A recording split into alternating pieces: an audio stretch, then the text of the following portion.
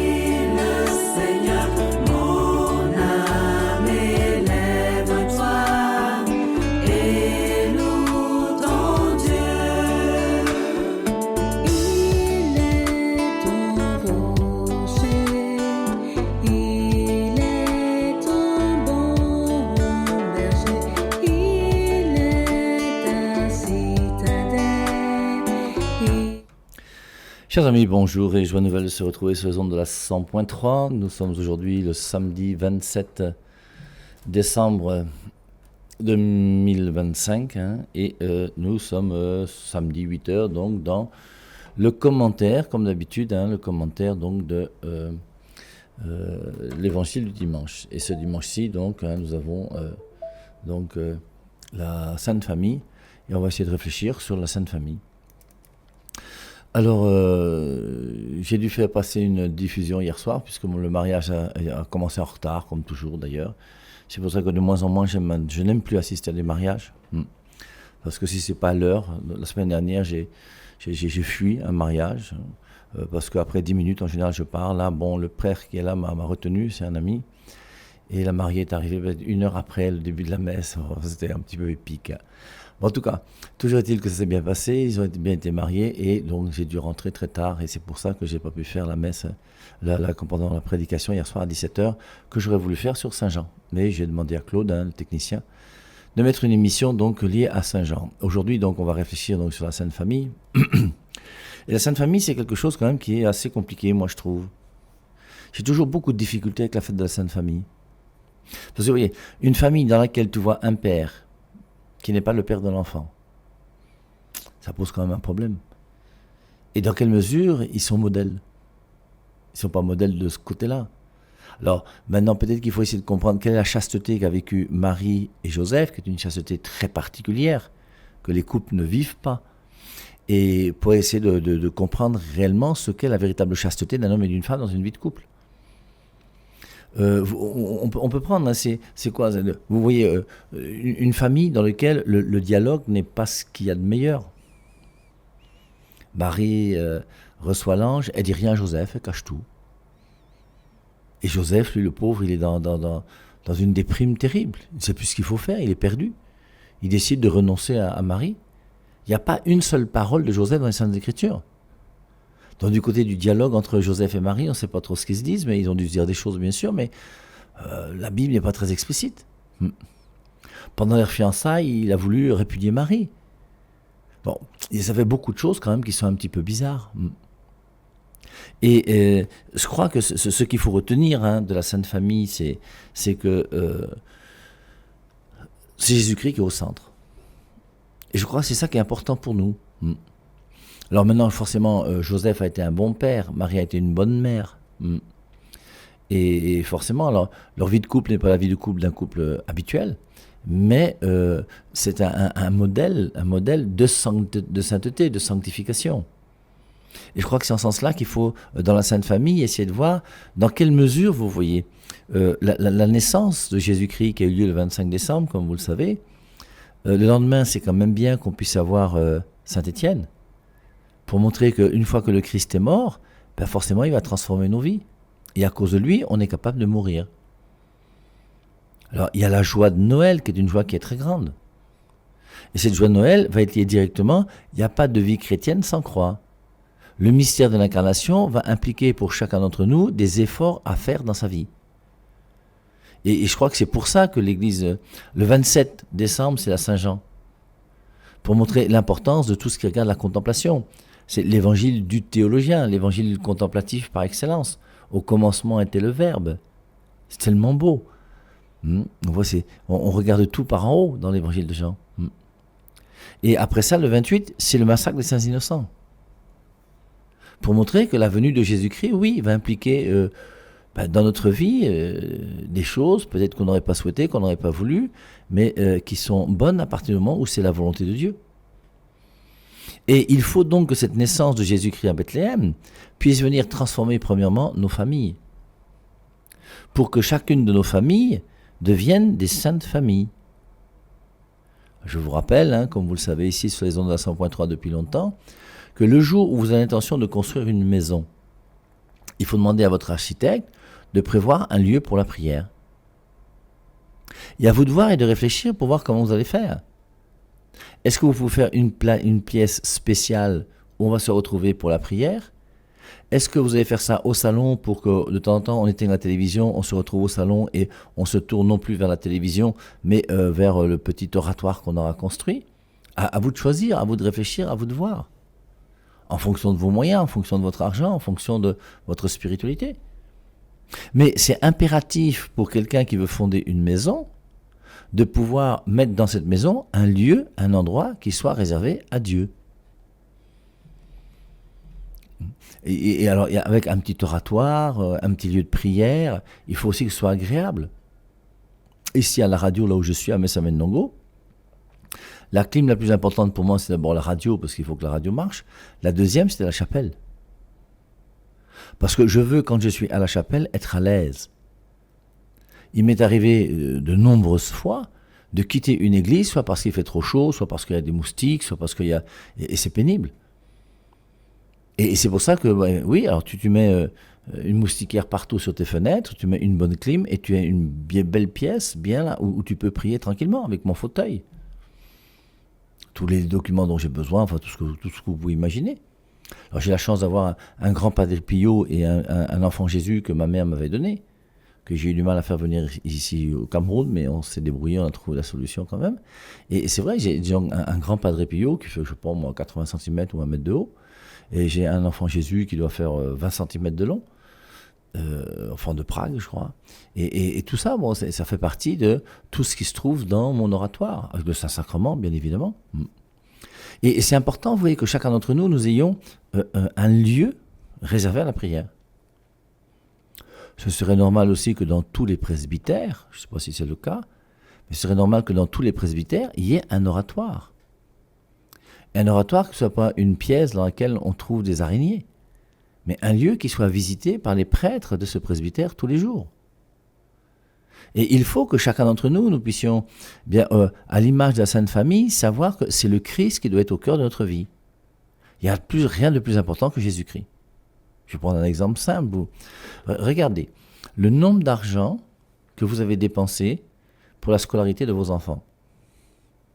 Il y a des parents ici au Cameroun qui envoient leurs enfants au Canada, je pense que c'est 3 ou 5 millions par an, pareil pour la France ou ailleurs. Enfin, ils sont capables de payer même 50 millions pour la scolarité de leurs enfants. Ils les mettent dans des grandes écoles qui coûtent, ils mettent dans des écoles primaires, même déjà. Vous avez des enfants qui à l'école primaire payent déjà 300 000 francs par mois. C'est bizarre, mais c'est comme ça. Et il y a des gens qui mettent leurs enfants dans des écoles où l'enfant paye 300 000 francs par mois. Par an, pardon. 300 000 francs par an.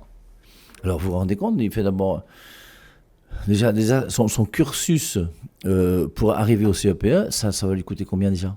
Combien de millions ? Après, forcément, il va retrouver encore des écoles qui sont... Et tu vas t'apercevoir que pour avoir un doctorat, pour avoir une licence, le nombre de millions que tu as donné, que tu as dépensé, mais au bon sens du terme, pour l'éducation intellectuelle de ton enfant, c'est quand même assez énorme. Et maintenant, ce qui serait intéressant, c'est de voir quel est le montant d'argent que tu as mis pour la formation spirituelle de ton enfant. Je ne sais pas si je parle à quelqu'un. Je ne sais pas s'il y a quelqu'un qui m'écoute. Mais regardez comment on est là, on est prêt à investir des sommes extraordinaires pour qu'un enfant ait un doctorat ou une licence, ou je ne sais pas quoi encore, tous les diplômes que vous avez aujourd'hui. Et qu'est-ce qu'on fait pour la formation spirituelle de notre enfant ? Si on donnait vraiment 10% pour qu'il y ait un catéchisme, je ne sais pas moi, qui puisse lire à son âge une Bible pour enfants. Aujourd'hui, on a quand même la chance d'avoir avec tous les réseaux sociaux une possibilité d'avoir des films spirituels pour les enfants. C'est possible d'acheter aujourd'hui, même en ligne ou ailleurs, de télécharger des documents spirituels pour les enfants.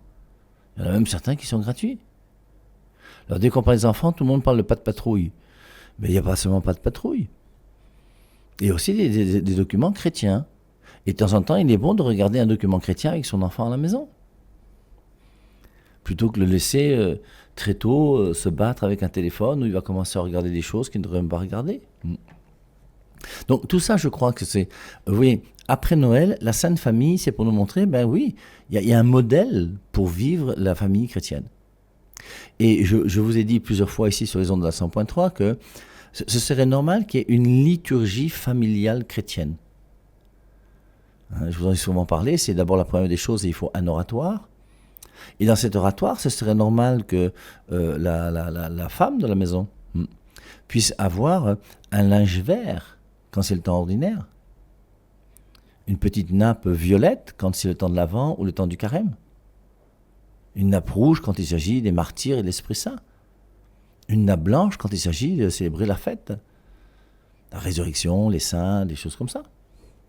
Et ce serait bien que cet oratoire, ben oui, qu'il puisse, pourquoi pas, moi, si vous avez du temps aussi, aujourd'hui, le 27 décembre, ben vous tirez un petit papier où vous essayez de savoir sur votre ordinateur qui était l'apôtre Jean, et vous laissez le petit papier là, et le soir, vous demandez à vos enfants, vous avez lu le papier dit quoi, par exemple?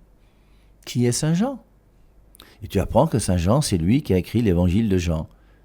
Et il faisait partie des apôtres. Ah ben, tu en profites aussi pour dire que parmi les évangélistes, il y en a 4. S'ils ne le connaissent pas, tu leur apprends. Matthieu, Marc, Luc et Jean. Et tu leur dis que, vous voyez, Jean, c'est le dernier des 4 évangiles. Et c'est lui qui est le disciple bien-aimé de Jésus-Christ, qui faisait partie des 12 apôtres. Après, tu expliques que parmi les 4 évangélistes, il y en a 2 qui font partie des 12. Il y a Matthieu et Jean qui sont apôtres de Jésus-Christ. Marc et Luc ne le sont pas. Si vous avez un peu de connaissance, vous montrez que Marc, c'est le secrétaire de Pierre, et Luc, c'est l'ami de Paul. Des petites choses. Vous montrez comment Saint Jean a écrit 5 écrits. Il a écrit l'Évangile, il a écrit l'Apocalypse, il a écrit 3 épîtres. Voilà. Et qui est une formation. Et je vous rappelle, dans cette liturgie familiale chrétienne, c'est important d'avoir un rythme de prière. Qu'on puisse se retrouver tous les matins et tous les soirs pour la prière. Qui est une hygiène de vie chrétienne qui fait que oui, il y a un programme. On sait qu'avant de partir à l'école, je ne sais pas moi, à 7h ou à 6h45, on se retrouve à 6h40 et on prie pendant 5 minutes. Voilà, avant que tout le monde ne parte. Le soir, je ne sais pas, vous mettez 1 heure. Alors si les enfants sont tout jeunes, vous choisissez l'heure que vous voulez. Quand ils sont plus grands, avant qu'ils ne sortent, je ne sais pas quoi, vous faites une petite prière ensemble. Débrouillez-vous, trouvez une solution. Et qu'il y ait un programme chrétien différent en semaine et le week-end. Et que le week-end, vous les pères et mères de famille, vous puissiez vous engager à prendre un peu plus de temps pour la prière et si possible faire une étude biblique. Vous prenez un texte, moi je vous ai proposé pour Noël Matthieu chapitre 2 en famille, j'espère que certains d'entre vous l'ont fait. Vos enfants à partir de moi ils ont déjà un certain âge, ils sont capables de comprendre qu'ils sont des petits bergers, qui sont venus voir, les mages qui sont venus voir la Sainte Famille à Bethléem. Qu'on se batte. Et pendant les vacances, que le programme soit différent que pendant l'école. Trouvons une solution, une manière de faire, trouvons. Je vous rappelle, pendant les vacances, moi j'avais proposé à certains d'entre vous déjà, pendant les vacances, vous pouvez acheter la brochure du Père Jean-Benoît pour réussir ta vie sentimentale et sexuelle. Et tu lis avec tes enfants ce livre qui parle de la vie sexuelle, sentimentale et sexuelle. Je me rappelle de ce couple qui était, à un moment, ils avaient leur enfant qui était là quand même, qui avait déjà 13 ans, tout ça. Ils se demandaient, on fait comment, il faut quand même lui parler, qu'est-ce qu'on peut lui dire. Et puis à un moment, donc, les parents ont appelé l'enfant, c'était un petit peu sérieux. Ils leur dit, écoute, on va parler un peu d'amour et de sexualité. Et l'enfant dit, qu'est-ce que vous voulez savoir quoi? Et il vaut mieux parler d'amour et de sexualité à des enfants un jour, une année trop tôt, qu'un jour trop tard. Donc à nous de voir comment dans nos maisons pouvoir faire que notre famille soit vraiment une église domestique, comme le demande l'Église. Et ce serait normal que quand tu arrives dans une famille, tu puisses tout de suite savoir si tu es chrétien catholique ou si tu n'es pas chrétien catholique. N'ayez pas peur d'avoir un crucifix qui accueille les gens à la porte.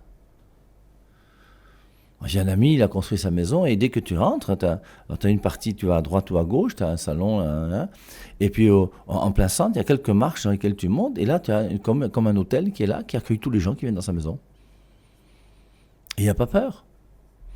Et il a mis le crucifix, une jolie peinture, un hôtel. Quand tu célèbres la messe chez lui, c'est sur cet hôtel-là que tu célèbres la messe. Et c'est bien. Et n'ayons pas peur. Mais en même temps, faisons-le en toute simplicité. Il faut de bon, simple et vrai.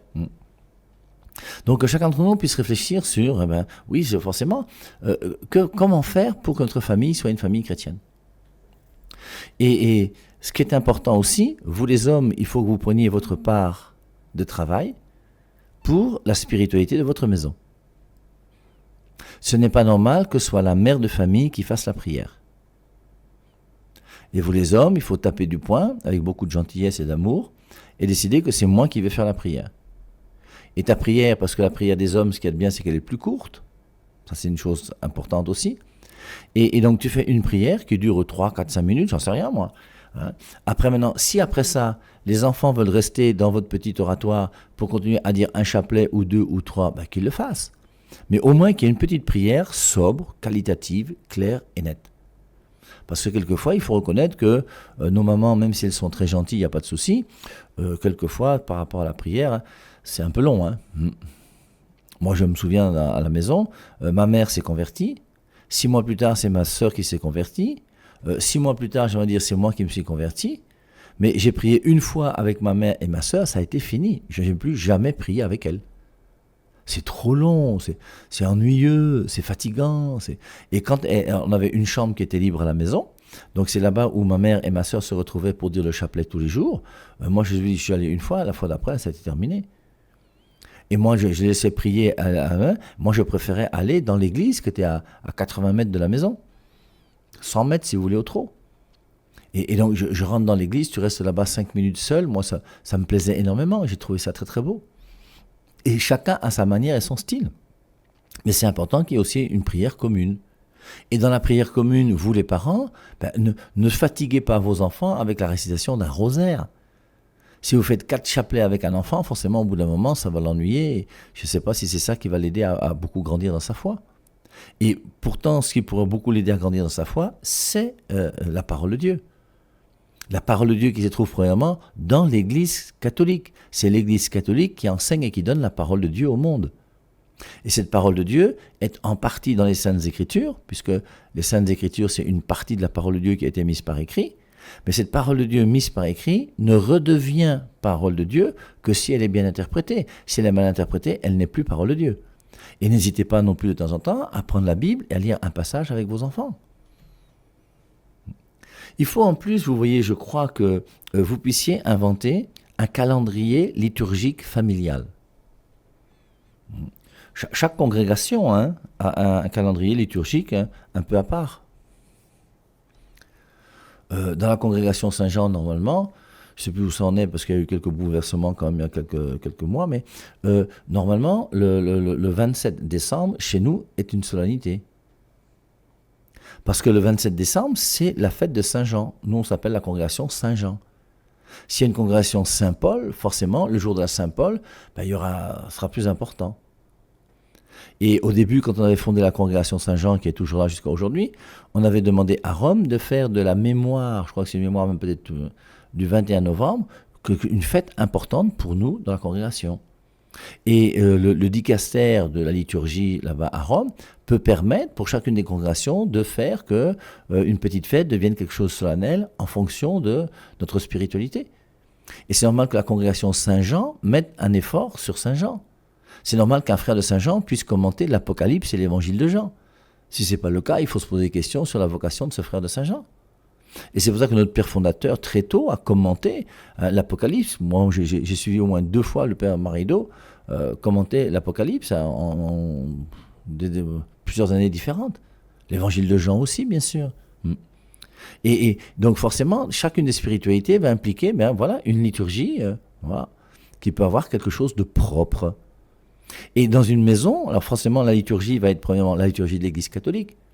Vous n'allez pas commencer à célébrer Noël le 3 mars parce que ça vous fait plaisir. Non, vous ne pouvez pas changer la liturgie de l'Église.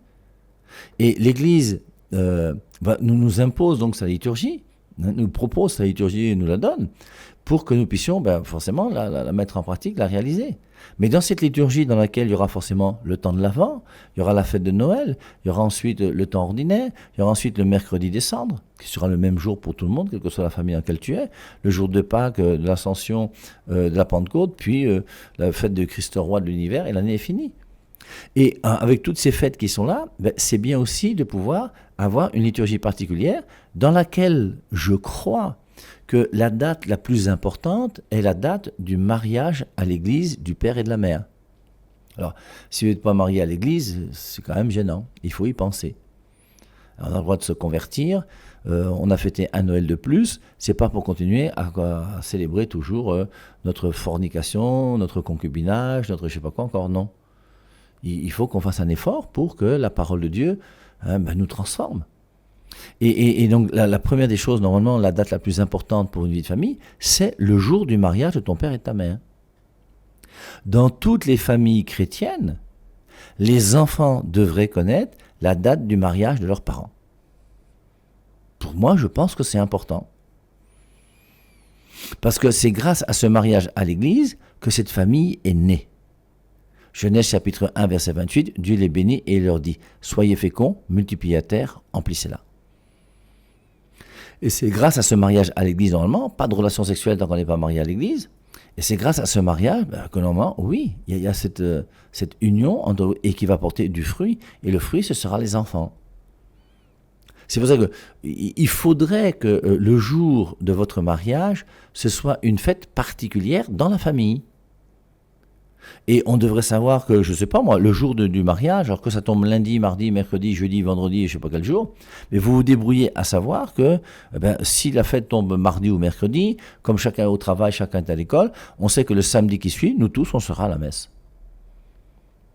Vous demandez la messe au curé, alors moi je célèbre le samedi à 12h chez les frères de Saint-Jean si ça vous intéresse, et puis vous demandez une intention de messe, et vous dites nous rendons grâce à Dieu pour nos 25 ans de mariage, pour nos 30 ans de mariage, nos 40 ans, enfin peu importe, ou 28 ou 27, et puis voilà, et vous assistez à la messe tous ensemble, et ce serait une bonne chose. Et les enfants doivent savoir que, nos parents étant mariés tel mois, telle semaine, on sait que le samedi qui suit, là, on sera à la messe avec notre père, notre mère. Ensuite, les dates les plus importantes, c'est le baptême. Alors le baptême de votre père, bien sûr, le baptême de votre mère et le baptême de chacun des enfants. En général, la plupart d'entre nous, on sait à peu près la date d'anniversaire de nos frères et sœurs. Et voilà. Et on fait un gâteau, on fait une fête, on offre des cadeaux, des cadeaux avec le gâteau, voilà. Et moi, je viens déjà gâteux, je commence à vieillir. Et on voit donc comment on fait la fête. Et pourquoi ces fêtes ne seraient pas remplacées par la fête de notre baptême ? Et ce serait normal que le jour du baptême soit plus important que le jour de la naissance civile. Alors c'est vrai que la naissance civile, c'est important, puisque tu vas faire ça dans tous tes papiers. On va demander ton nom, ton prénom, le nom de ton père, le nom de ta mère, la date de naissance, le lieu de naissance, etc. Oui. Mais ça ne veut pas dire pour autant qu'en tant que chrétien, on ne doit pas être capable de célébrer le baptême de chacun d'entre nous. Je vous ai dit qu'à Noël dernier, moi je crois que ce serait bien, et j'espère qu'il y a des familles qui l'ont fait, qu'on n'offre pas de cadeaux le jour de Noël. Offrir des cadeaux le jour de Noël, c'est fortifier la fête commerciale de Noël. Or, le grand cadeau de Noël, c'est Jésus-Christ lui-même. Et le jour de Noël, qu'on se retrouve avec un bon repas, il n'y a pas de souci, qu'on ait des jolis habits, il n'y a pas de problème, mais pas avec des cadeaux, avec une spiritualité plus grande et un temps de prière plus important à la maison. Je vous avais dit que je crois que ce serait bien qu'un père de famille et une mère de famille puissent, pendant la semaine sainte, par exemple le jeudi saint ou le vendredi saint, ce serait bien que dans la nuit du vendredi saint, vous puissiez réveiller vos enfants à 1h du matin. Et je serais pour, moi, que vous vous débrouillez à mettre des bougies ce jour-là. Vous faites comme s'il n'y a pas d'électricité, parce que ça rend les choses un peu plus intimes, quelque part. Et vous mettez, une ancienne sonnelle ou tout ce que vous voulez, débrouillez-vous comme vous voulez, quelques bougies au salon, et tu fais venir tes enfants. Et tu dis, écoutez les enfants, si aujourd'hui à 1h du matin je vous ai levé, ce que je ne fais jamais d'habitude, c'est parce que nous sommes dans un jour particulier où le Christ est mort. Si vous faites ça le jeudi soir, il est dans une prison, c'est un puits dans lequel on l'a mis au fond du puits, là, dans une prison à Jérusalem. Et il va passer une nuit entière, c'est le jeudi soir, dans cette prison, et on voudrait faire une petite prière et penser à lui. Et vous faites une petite prière de 10-15 minutes, où tu prends un petit passage biblique qui raconte sa passion, vous dites 1, 2, 3, je vous salue Marie, un Notre Père, ceux qui veulent faire une petite prière font une petite prière, Seigneur Jésus, merci, parce que par ta mort et ta passion, tu nous as sauvés, etc., etc. Et puis voilà. Et puis après un quart d'heure de temps, vous retournez tous vous coucher. Mais je vous assure que ça va marquer vos enfants. Ils vont comprendre que vous, ses parents, vous trouvez qu'il y a quelque chose de sérieux. Imagine que tu as un oratoire qui soit là, au salon, à côté de la cuisine. Tes enfants se lèvent le matin pour prendre leur petit déjeuner et voient leur père qui est à genoux là, dans l'oratoire.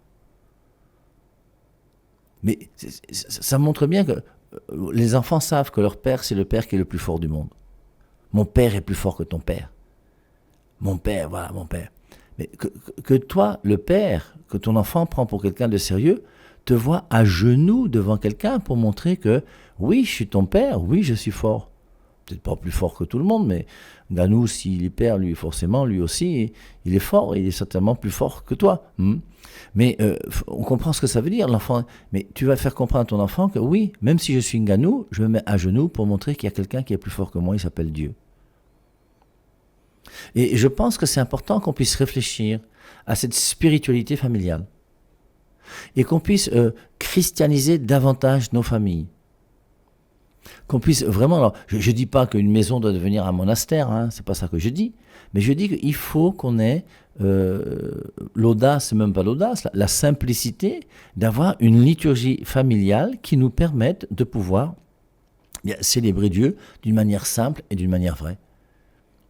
Et je crois que ce petit calendrier liturgique, qui respecte toutes les fêtes de l'année liturgique de l'Église, bien sûr, avec la date du mariage du père et de la mère, que les enfants au bout d'un moment vont connaître, et la date de baptême de chacun d'entre nous. Et qu'on célèbre le baptême de chacun d'entre nous, plutôt que de célébrer le mariage civil. Vous voyez, l'État français dit qu'il est laïque. Aujourd'hui, on veut même chasser les crèches, je ne sais pas quoi, ce qui est complètement aberrant à mon avis. Mais il faut qu'on montre que nous, oui, nous sommes chrétiens et pas premièrement civils. Et le fait d'être chrétien ne nous empêche pas de rester un homme normal, de garder notre date de naissance, on n'a pas de souci avec ça, mais qu'il y a une priorité pour les choses spirituelles. Et que dans nos maisons, dans nos familles, vraiment, nous puissions faire un effort pour voir comment est-ce que je peux, moi, rendre ma famille vraiment en étant une église domestique, en ayant une vie de prière, en ayant une liturgie, en lisant la Bible de temps en temps, en disant un chapelet de temps en temps, ou une dizaine de Je vous salue Marie, et puis en essayant d'avoir une foi qui soit vraiment éveillée, et que à travers cette vie commune de prière, qu'on puisse avoir des discussions sur lesquelles on éduque les enfants par rapport à la vie chrétienne, par rapport à toutes ces choses. Ils vont entendre dehors que seule la Bible est la parole de Dieu. Ils vont entendre dehors que Jésus-Christ avait des frères et des sœurs. Ils vont entendre dehors des gens qui vont leur dire que l'Esprit Saint est une force agissante. Et forcément maintenant, c'est à nous de leur donner des éléments pour qu'ils puissent réellement savoir où se trouve la vérité et qu'est-ce que c'est que cette vérité. Et si nos enfants avaient été mieux éduqués, et dans nos familles, et même j'ai envie de dire dans nos églises, bien forcément, je ne vois pas qui aurait quitté l'église catholique pour entrer dans une autre église. Et c'est pour ça qu'il y a une formation qui est importante, une formation qui doit être donnée par l'église dans laquelle nous sommes, une formation qui doit être donnée aussi par les parents. Les parents, vous êtes responsables de vos enfants. Et il y a une responsabilité chrétienne qui est importante, qui fait que je dois être capable, comme je le vous disais au début de l'émission, de prendre même un peu d'argent pour permettre à mon fils d'avoir des documents qu'il pourra lire, qui sont adaptés à son âge, pour pouvoir grandir dans sa foi chrétienne. Prendre un peu d'argent pour lui permettre d'assister de temps en temps à des événements catholique, dans la paroisse, à une retraite, à une spiritualité quelconque, à un groupe de je sais pas quoi, moi, peu importe. Donc, je pense que pour nous, vous voyez, aujourd'hui, donc, célébrons la Sainte Famille. Alors, la Sainte Famille, c'est compliqué, c'est Joseph, c'est Marie, c'est Jésus, mais au centre de cette famille, la chose la plus importante, c'est que tous sont unis en Jésus-Christ. Et c'est Jésus-Christ qui fait l'unité. Une famille qui prie est une famille unie. Et ne laissons jamais rien ni personne nous empêcher de prier ensemble à la maison. 6 99 85 05 17 6 77 34 66 61, ce sont mes 2 numéros de téléphone.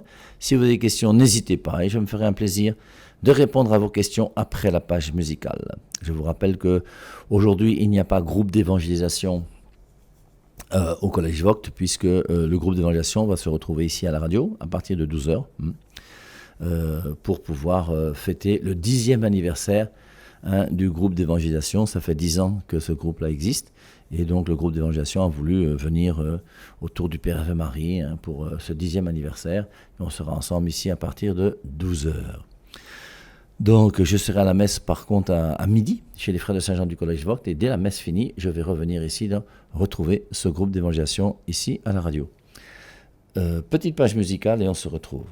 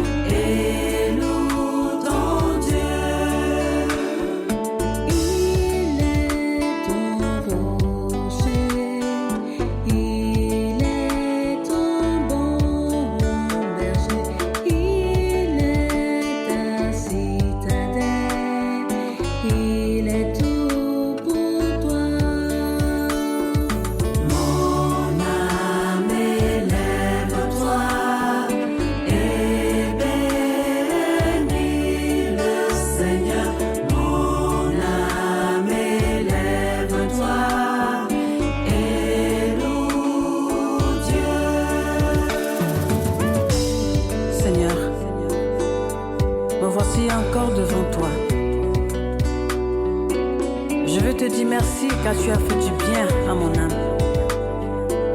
Et je voudrais que mon âme s'élève et te loue. Que mon âme te bénisse. Que mon âme t'exalte. Que mon âme crie. J'étais une pauvre pécheresse et tu m'as enlevé de l'esclavage du péché. Mon âme ne peut que te dire merci, Seigneur. Mon âme ne peut que te louer, car sans toi, elle est née.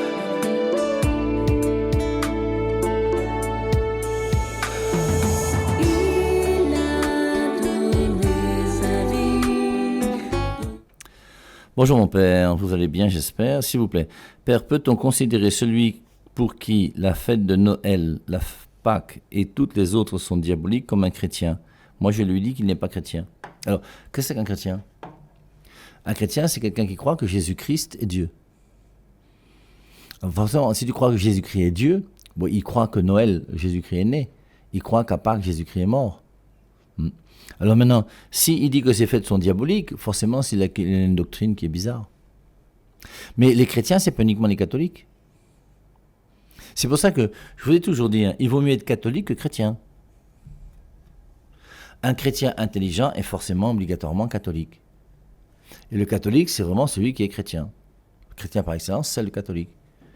Maintenant, avec toutes les autres dénominations qui sont nées ensuite et qui ont commencé à falsifier la doctrine de Jésus-Christ. Martin Luther a falsifié la doctrine de Jésus-Christ. Les protestants ont une doctrine falsifiée. Les orthodoxes, on est très proches. Mais les protestants, déjà, c'est grave.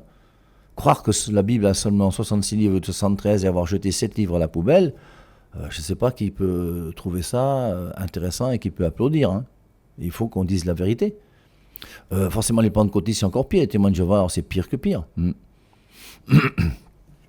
Et donc, c'est pour ça, on peut très bien être chrétien sans être catholique. Alors, il dit que les fêtes sont diaboliques, forcément, c'est qu'il n'est pas catholique. Mais à mon avis, moi, il reste chrétien. mais avec une foi qui est bizarre. Et puis tous ceux qui voient le diable partout, dans les apparitions de la Vierge Marie, tout ça, là, on se pose des questions sur leur santé mentale. Mais après, bon, ils vont dire que pourquoi... Alors, ce qui est gênant, peut-on dire que celui pour qui la fête de Noël, la Pâque et toutes les autres sont diaboliques, comme un chrétien? Parce que dire que Noël n'est pas opportun, ça on peut comprendre, mais dire que c'est diabolique, c'est pas diabolique de fêter la naissance de Jésus-Christ. Vous voyez comment ce sont des menteurs. Ce sont des gens on se pose des questions sur leur intelligence. Bonne fête à vous et à tous les Saint-Jean qui ont reçu Marie pour mère. Alors forcément, hein, vous savez qu'aujourd'hui c'est la Saint-Jean. Saint-Jean, bien forcément, c'est notre apôtre. Et nous sommes de la congrégation Saint-Jean. Donc forcément, on est heureux de cette fête que nous célébrons aujourd'hui. Mon père, le live ne fonctionne pas sur YouTube et Facebook. Oui, parce que c'est un problème de connexion. Je vais être obligé de dire à Claude, s'il peut, de faire un effort pour essayer de remettre l'émission là sur YouTube et sur Facebook. La connexion n'est pas très bonne ce matin. Bonjour mon père, joyeux Noël, s'il vous plaît. Quel était le rôle du sabbat dans la coutume et tradition juive? C'est un jour qui est réservé à Dieu.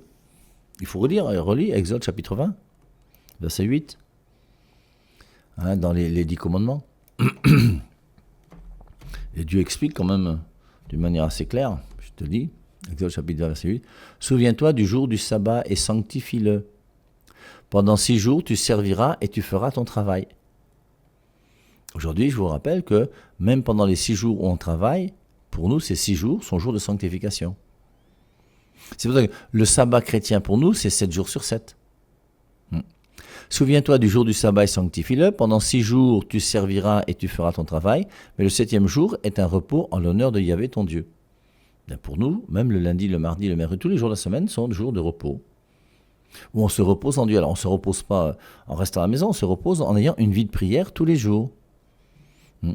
Souviens-toi du jour du sabbat et sanctifie-le. Pendant 6 jours, tu serviras et tu feras ton travail. Mais le 7e jour est un repos en l'honneur de Yahvé ton Dieu. Tu ne feras aucun travail, ni toi, ni ton fils, ni ta fille, ni ton serviteur, ni ta servante, ni tes bêtes, ni l'étranger qui habite chez toi. Sache que Yahvé a fait en 6 jours les cieux, la terre, la mer et tout ce qui s'y trouve. Et il s'est reposé le 7e jour. C'est pour cela que Yahvé a béni ce jour, le sabbat, et l'a rendu saint. Et c'est pour ça donc aujourd'hui, pour nous qui sommes du Nouveau Testament, notre consécration à Dieu fait que nous appartenons à Dieu 24 heures sur 24. Et que même dans notre travail, nous nous sanctifions. On se sanctifie aussi en étant honnête, en étant serviable dans le travail. Mon père, s'il vous plaît, pourquoi est-ce que les enseignements de Jésus-Christ ont été falsifiés? Les seuls enseignements de Jésus-Christ falsifiés, c'est ceux qui sont les enseignements qui sont contraires à la foi catholique. L'enseignement catholique n'a jamais falsifié un seul enseignement du Christ. Il faut lire la Bible quand même de temps en temps. Éphésiens 5, 25. Marie, aimez vos femmes comme le Christ a aimé l'Église et s'est livré pour elle, l'a rendue sainte et sans tache. Le Christ est mort pour son Église. Laquelle? Celle qu'il a fondée lorsqu'il est venu sur terre, l'Église catholique. Et cette Église catholique, elle est sainte et sans tache. 1 Timothée 3, 15, l'Église catholique, c'est l'Église qui est colonne et appui de la vérité. C'est dans cette Église que se trouve la vérité. L'enseignement de Jésus-Christ n'a jamais été falsifié dans l'Église catholique. Tous ceux qui disent des choses contraires à ce que l'Église catholique enseigne sont des gens qui falsifient l'enseignement de Jésus-Christ. Et en général, ils font ça au nom de leur compréhension de la Bible. Alors, continuons avec les questions. Bonjour mon père. Est-ce que fêter la naissance de Jésus-Christ chaque 25 décembre apporte-t-elle des bénédictions pour l'avenir? À chaque fois que tu te sanctifies, ça ne te fait que la sanctification nous sanctifie. Et forcément, le fait de se rappeler que Jésus-Christ est venu pour mettre Jésus-Christ à la première place de notre cœur, c'est pas un péché. Hein. Toi-même, quand tu fêtes ton anniversaire, ça change quoi ta vie? Mon père, est-ce que le Vatican est-elle considéré comme un lieu saint comme Jérusalem? Bon, on l'appelle la ville éternelle. Hein, si on l'appelle la ville éternelle, c'est en vue de l'éternité. Mais la Terre Sainte, là où Jésus-Christ a vécu, c'est pas Rome. Mais c'est aujourd'hui, toutes les activités de l'Église catholique se retrouvent à Rome. Parce que Pierre, qui est le chef de l'Église, Pierre, tu es Pierre, c'est de Pierre, je bâtirai mon Église, est parti mourir à Rome. Et là où il est mort, c'est là où était son successeur, qui s'appelle Lin, puis Clément, et aujourd'hui Léon XIV.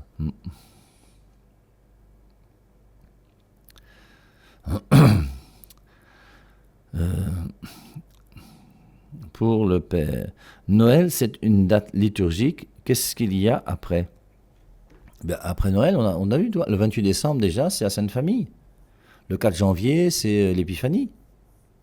Le 11, 4 et 7, 7 et 12, 13, 7, 8, 9, 10, 11. Le 11 janvier, ce sera le baptême de Jésus.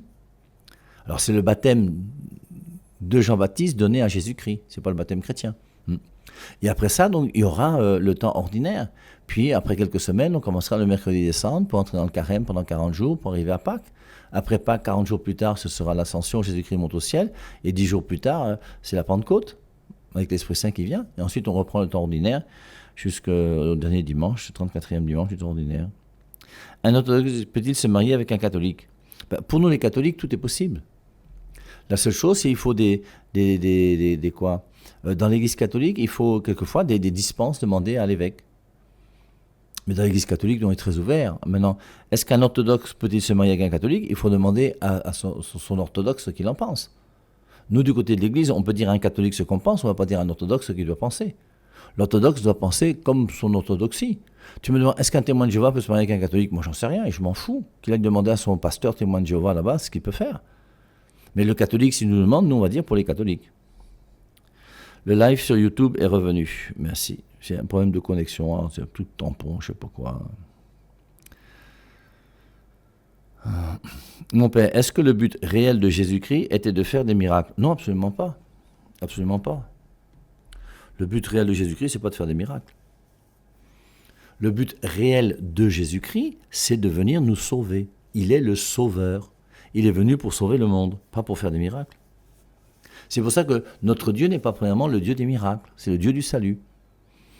Et c'est pour ça que l'important pour nous, c'est pas d'avoir des miracles de la part de Dieu, c'est d'être sauvé pour être avec lui pour l'éternité. Alors, est-ce qu'il y a d'autres questions?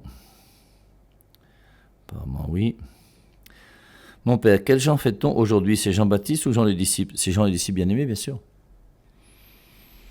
C'est le disciple bien-aimé, c'est l'apôtre, celui qui a écrit le 4e évangile, celui qui s'appelle le disciple bien-aimé. C'est Jean l'évangéliste, Jean l'apôtre, Jean le théologien, comme on l'appelle. Bonjour mon père, comment faire une bonne prière en famille? Une bonne prière, il faut simplement... Est-ce que c'est compliqué? Ce qu'il y a, c'est... Bon, notre Père, je vous salue Marie, ce ne sont pas des prières qui sont mauvaises, mais répéter toujours les mêmes choses aussi, c'est pas ce qu'il y a de meilleur. Maintenant, il est bon de temps en temps de demander même à tes enfants de faire une prière. Et tu vas voir que tes enfants sont souvent plus spontanés que nous, et très simples. Quand tu vas demander à ton fils ou à ta fille de faire une prière, tu vas, maman Marie, toi qui es une maman qui est très gentille, pas comme la mienne qui me tape de temps en temps, tu vas prendre ta dose. Mais il faut déjà initier les enfants à la prière spontanée. Même au Notre Père, je vous salue Marie aussi, hein. Pas de souci, tout ça c'est bon.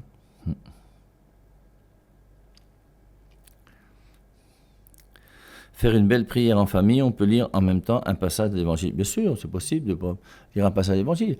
Vous pouvez faire l'évangile du jour tous les matins. Quand vous vous retrouvez, vous lisez juste l'évangile du jour. Si vous voulez, vous faites un petit commentaire de 1, 2 minutes, 3 minutes, parce que s'il y a le boulot, tout ça. Si c'est les vacances, vous prenez plus de temps. Tout est possible. Après, vous pouvez parcourir même des livres spirituels. Non? Si vous avez un livre spirituel que vous avez lu avec des passages qui sont beaux, vous pouvez faire partager à vos enfants. S'il vous plaît, j'ai ma grande sœur qui est une pentecôtiste et sa fille, qui est ma nièce, est malade depuis hier. Je l'ai dit de l'amener à l'hôpital, mais elle refuse en disant que Jésus-Christ va la guérir en priant à la maison.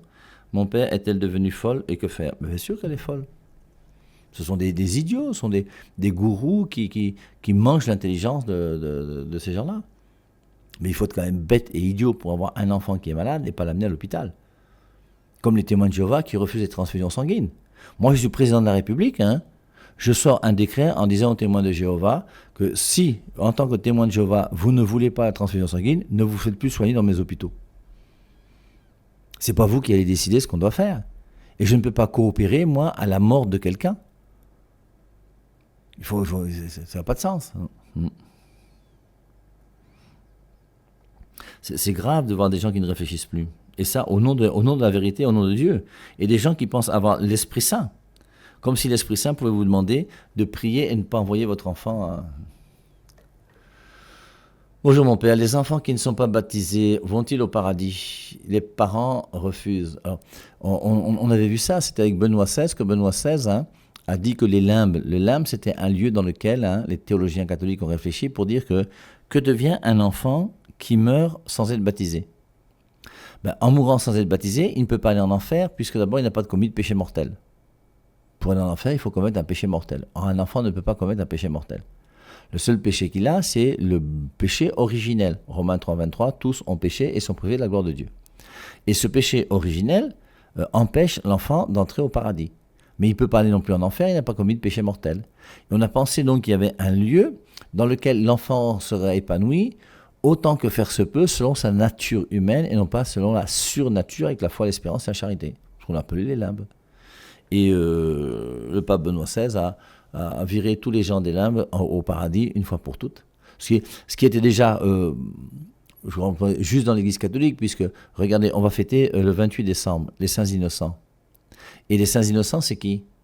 C'est des gens qui sont morts sans baptême, et on les appelle les saints innocents. Donc, quelque part, ça suggérait déjà que le paradis pouvait être ouvert pour ces innocents. Donc, chers amis, sur ces bonnes paroles, on se dit à dimanche soir, 19h. Dimanche soir, 19h, on sera ensemble pour un temps de réponse aux questions. Je pense que ce soir, à 19h, vous aurez un temps d'intersection avec Tata Laurence. Sur ces bonnes paroles, je vous souhaite à tous un très très bon week-end. Je vous rappelle que je ne serai pas au groupe d'évangélisation et qu'il n'y a pas de groupe d'évangélisation chez les frères de Saint-Jean aujourd'hui à 10h30 parce qu'on sera tous ici à la radio à partir de midi. Sauf que moi, je serai à la messe de midi chez les frères de Saint-Jean. Je vais recevoir les gens qui veulent et ensuite je vais rentrer directement à la radio pour retrouver le groupe d'évangélisation qui va fêter le 10e anniversaire de la naissance de ce groupe. Allez, bonne journée à tous. Bye bye. Bon week-end.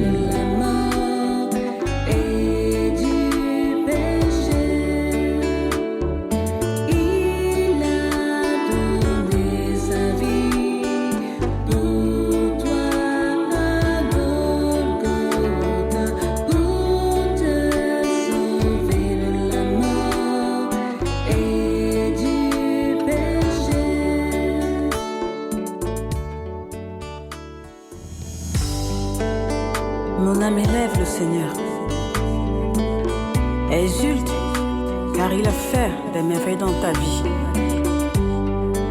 Il t'a sauvé de la boue, il t'a racheté.